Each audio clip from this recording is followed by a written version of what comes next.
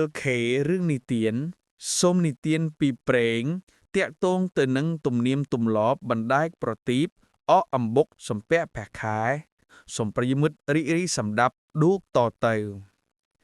ជាទំនៀមរៀងមកអ្នកស្រុកក្នុងប្រទេសកម្ពុជាទាំងមូលតែងធ្វើពិធីបណ្ដែកប្រទីបនៅវេលារាត្រីថ្ងៃពវារណាចិនវស្សាបូរិបវស្សាគឺនៅថ្ងៃពេញបូណ៌និមិយខែអស្សុជរាល់ឆ្នាំប៉ុន្តែនៅរាជធានីភ្នំពេញព្រះរាជាតែងប្រារព្ធធ្វើពិធីនេះរួមជាមួយនឹងពិធីអុំទូកសំពះព្រះខែនិងអកអំបុកដែលរាប់បញ្ចូលក្នុងពិធីទ្វារទទេសមាសមួយសម្រាប់រដ្ឋគឺធ្វើនៅថ្ងៃ14-15កោដនិង100ខែកត្តិករាល់ឆ្នាំដូចដែលយើងបានដឹងមកស្រាប់ពិធីបុណ្យប្រពៃណីទាំងឡាយដែលគេប្រារព្ធធ្វើនៅក្នុងស្រុកនីមួយៗសុទ្ធសឹងមានហេតុផលទាក់ទងនឹងរឿងដំណាលព្រោះពិធីបណ្ដែកប្រទីបសំពះព្រះខែនិងអកអំបុកនេះក៏មានរឿងដំណាលពីបុរាណកាលមកដែរ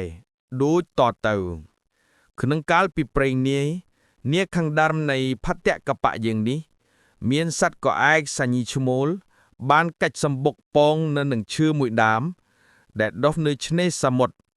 ហើយបានបញ្ចេញពងតាមធម្មតាជាតិជាសត្វនោះចំនួន5ថ្ងៃមួយជាទេសកាលបណ្ដាលឲ្យមានភ្លៀងព្យុះបក់បក់គួចយកសម្បកបាក់សីព្រមទាំងពងឲ្យធ្លាក់ចុងទឹកក្នុងទឹកកំពុងហូរលុះពេលល្ងាចក៏ឯកយីឈ្មោលហើយត្រឡប់មកពីរកចំណីអាហារវិញស្រាប់តែបាត់សម្បុកព្រមទាំងពងហើយឃើញស្នាមបាក់របាត់របាយអាចឲ្យយល់បានថាពុតជាការអន្តរាយបណ្ដាលអំពីខ្យល់ព្យុះប៉ុន្តែក៏ឯកសញីឈ្មោលនោះនៅមិនអស់ចិត្តចេះតែសញ្ញុបសញ្ជិនគិតក្រែងដូច្នោះក៏វិយោគបោកប្រានព្រោះស្ដាយស្រណោះពងទាល់តែស្លាប់ទាំងគូទៅហើយទៅកើតជាព្រះឥន្ទ្រាធិរាជនៅនាត្រីត្រឹងសួគ៌ទេវលោកនិយាយអំពីពងស្កឯកទាំង5ដែលធ្លាក់ទៅក្នុងទឹកហើយត្រូវខ្សែទឹកហូរនាំយកទៅនោះក៏ទៅធ្លាក់នៅក្នុងកំដាប់ដៃនៃសត្វមាន់ស្ដេចនាគអណ្ដើកគោនិងខ្លាដែលបានរើសយកមួយម្ញាក់យកទៅបាយបាច់ថែរក្សានៅទីអាស្រ័យរៀងខ្លួនពងនោះលុះដល់កំណើតពេលនឹងញាស់ហើយស្រាប់តែកើតកូនចេញមកសុទ្ធតែជាមនុស្សប្រុសទាំង5ឯសត្វជាអាណាព្យាបាល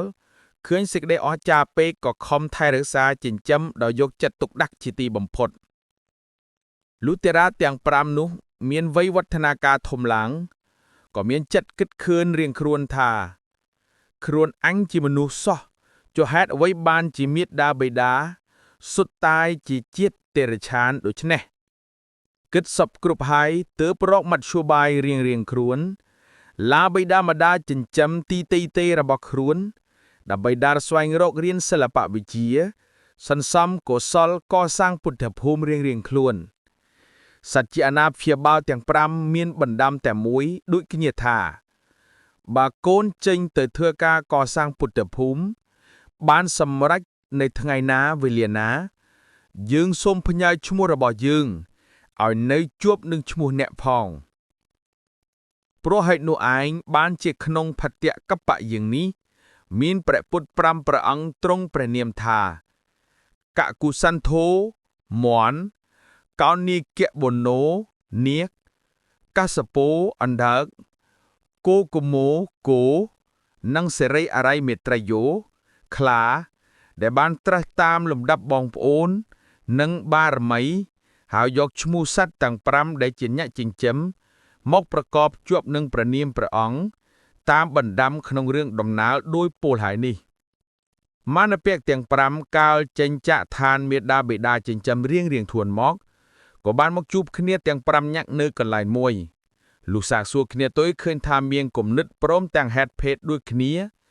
ក៏សុំគ្នាធ្វើជាបងប្អូនរួមរស់ជាមួយគ្នារហូតទៅថ្ងៃមួយនៅវេលាដែលមានពៈទាំង5កំពុងតែជជែកគ្នារកមេដាបិតាដើមនោះព្រះឥន្ទ្រព្រមទាំងអគ្គមហេសីដែលជាមេដាបិតាដើមក៏និមិត្តខ្លួនជាកក្អែកសញីឈ្មោលហើយមកទុំនៅមែកឈើចិត្តនោះ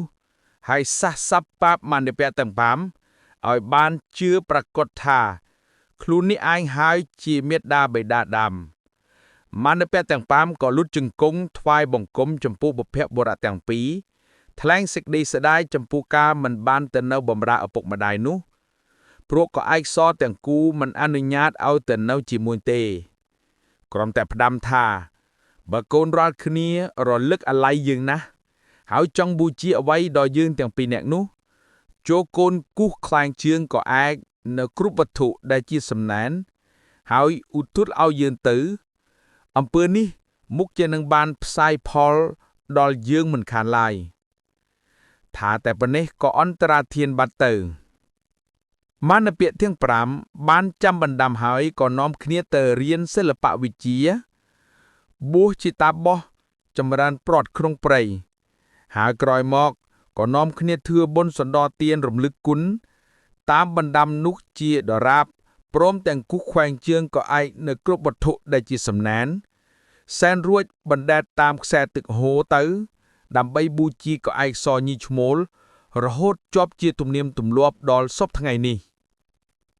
ប៉ុន្តែតាមមតិអ្នកស្រុកខ្លះសំអាងថាគេធ្វើពិធីបណ្ដែតប្រទីបនេះដើម្បីឧទ្ទិសបូជាដល់ស្នាមព្រះពុទ្ធបាទនិងព្រះចង្កឹមកែវដែលប្រតិស្ថាននៅនាពិភពនេះរួមសេចក្តីទៅឃើញថាទោះបីអាចារ្យដែលពោលថាការធ្វើពិធីនេះដើម្បីឧទ្ទិសបូជាដល់ស្នាមព្រះពុទ្ធបាទក្តីដល់ព្រះចង្កឹមកែវក្តីដល់កឯកសញីឈ្មោលក្តីបូជាដល់ព្រះចោឡាមណីចេតយៈក្តីក៏សុទ្ធសឹងតែមានហេតុផលល្អចំពោះពុទ្ធសាសនាដូចគ្នាគឺមានសេចក្តីស្របគ្នាច្រើនមិនមានជាតំណាស់ប៉ុន្មានទេឯគម្ពីររតនសង្គ្រោះក្តីសាស្ត្រក៏ឯកសរក្តីគម្ពីរពុទ្ធវង្សក្តីពុំមានបង្គាប់ឲ្យធ្វើបន់យ៉ាងនេះឬយ៉ាងនោះឡើយប៉ុន្តែអាស្រ័យរឿងរ៉ាវនេះបុរាណអាចារ្យចេះតែផ្សំថែមធ្វើមករហូតតតែជាប់ជាទំនៀមទម្លាប់ដល់សពថ្ងៃនេះសូមប្រិយមិត្តមេត្តាជួយចុច like ចុច subscribe និងចុចសញ្ញាកណ្ដឹងម្នាក់មួយផងដើម្បីបានវីដេអូថ្មីៗជាបន្តទៀតសូមអរគុណ